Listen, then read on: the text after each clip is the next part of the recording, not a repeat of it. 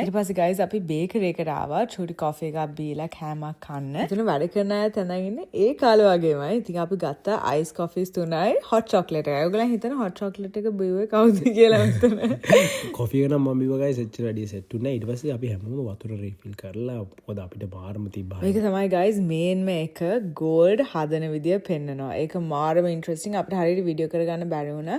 But ඕගොල්ලන් ගියොත් ඒකේ session Times තියෙනවා. ඉතින් ඒක මිස් කරගන්න එපා. ඊට පස්සේ අපි ස්කියාරිම දේ කරන්න ගියා අන්ඩර්ග්‍රවුන්ඩ් මයින් ටුවර් එකක් ගියා. මේක 20 මීටර්ස් විතර යටට යනවා. මාරම ස්කියාරි. ඔයගලන්ට ටිකක් ක්ලොස්ට්‍රොෆෝබික් බලාගෙන ඔයගලන් ඇතුළට යද්දී. ඊට පස්සේ එතනම හදන චොක්ලට්ස් ටිකක් හසිමෝටා ගිහලා ගත්තා. අපි හැමෝටම try කරන්න. ඊට පස්සේ යාළුවනේ අපිට ඇත්තටම ගොඩාක් වෙලාව ගියා. ඉතින් අපි මේක ඇත්තටම කිව්වා අතන කිව්වොත් මේක වෙලාව යනවා තේරෙන්නේ නැහැ. ඉතින් මේකට සමහර අය එනවා දවස් 2 පාසස් අරගෙන එහෙම. ඉතින් අපි පුළුවන් තරම් කරා මේක පහට විතර වහනවත් එක්ක. පහට වහනවා 9ට අරිනවා. ඒගොල්ලෝ මතකද අපි දවසක් ක්‍රිස්මස්ෙන් ජුලයි වල වෑන් එක vlog එකක් කරේ. ඒක බලලා තියෙනවා ඔයගොල්ලෝ අනිවාර්යෙන් දන්නවා. ඊට පස්සේ තුම්පස ආයේ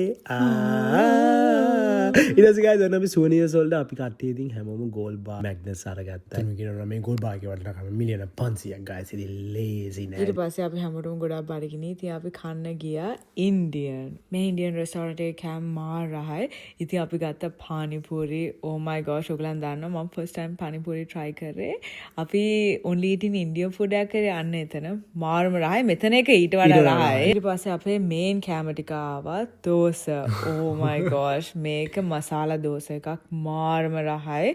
ඊට පස්සේ අපි ඔක්කොම කෑවට පස්සේ අපි වෝක් එකකට ගියා. මොකෝ අපි එච්චරට කෑවා. ඊට පස්සේ අපි මේ පැත්තත් එක්ස්ප්ලෝර් කරා. ඒක මානියන් calm quiet like totally different from the Melbourne city vibe එකක් තියෙනවා. ඉතින් ඔයගොල්ලෝ මෙල්බර්න් ආවොත් definitely ගිහිල්ලා මේ experience එක ගන්න. එන ඊළඟ vlog එකේ හම්බෙන්න.